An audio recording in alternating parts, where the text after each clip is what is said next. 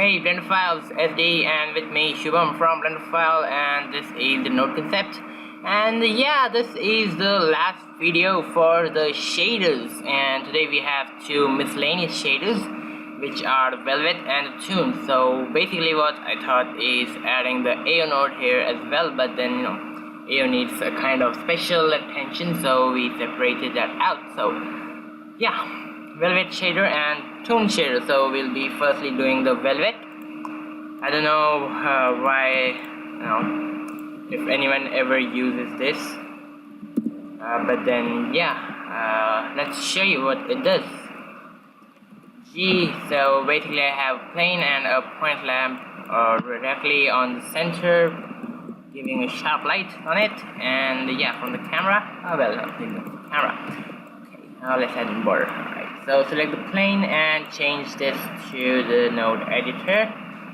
Add in a new material, and let's do it. Shift S shader and go to where is that? Velvet, there it is. Okay. So it has three values. One is a normal input, you know what it does, and then there's color and the sigma, right? I don't know why it is having such fancy name. Velvet, sigma. What did I do? Goodness. Okay. Never mind, that was some random torso. Okay, so what the Velvet does is it's actually, diffuse color with kind of a black spot in the middle. So we can see it over here. I got the top very well. I know. It's not visible. It's not visible actually. Let's see if we can add in a color or camera. Nope.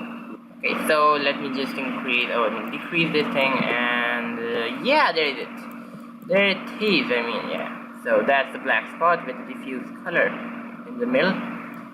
I don't know if, real Velvet behaves like that, because I have never actually seen Velvet. But, yeah, whatever. Let's just show you. Okay, so the sigma value, I know why it's having such a fancy name. And it controls the size of this black spot. So a 0 makes it completely black and a useless looking thing, and the sigma of 1, it gives it like a defaultness, and you can increase that value, just type in some more value, but it doesn't affect after a very small change. So just doesn't affect being at 1 or something bigger. And yeah, that's basically this node. I have no idea what it is, but basically it is used for making velvet looking cloth, obviously. And yeah, I don't know where else to use it. So yeah, if you put it to use somewhere, do tell us, write it in the comment section, and we'll be glad to read that out. And yeah, so that's basically the Velvet. So now let's move on to the Toon shader, right? So let's just Control N and let's begin. Okay, so delete this cube, add in a UV sphere, shade smooth, and let's drag this timeline up and change this to the node editor. Maybe make more.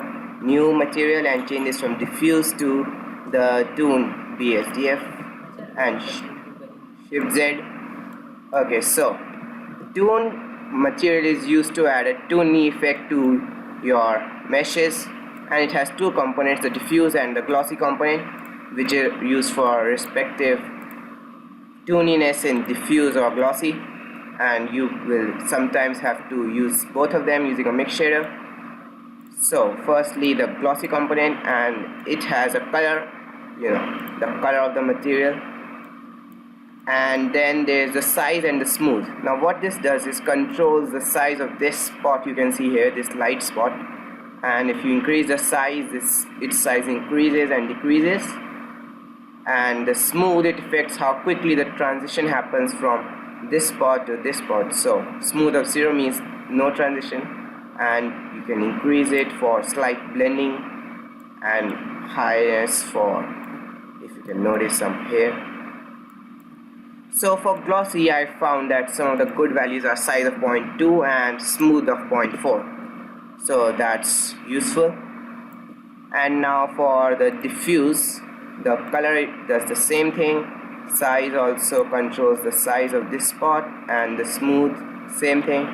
And it's good values are somewhat size 0.4 and smooth 0.4. That's useful. And let me also give you an example of mixing both of the components of Toon, so glossy and diffuse, and this provides a better looking mesh. So if I can just add in a few more objects, maybe this material,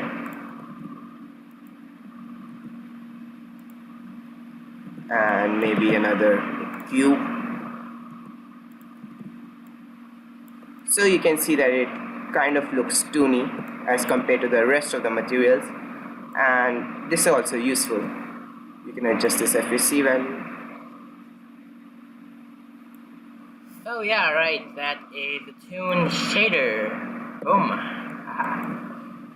So basically we have completed every shader node which is there in the node concept. I mean, yoo-hoo! Yeah, in Blender cycles. So yeah, that concludes the shaders, and next we are going to start off with the textures. No, not textures, the color output values. So the nodes which give color as an output, we'll be discussing them next from our next video, and we'll be starting off with the textures, then we'll move on to the colors. So yeah, basically control N. Let's go to shift 3. Okay, so basically we'll be going on to the textures first. So these are mostly having so these are mostly having the color as their output, and then we'll be moving to the colors like these, and yeah, then we'll go to the values. So yeah, I guess you liked it and learned something.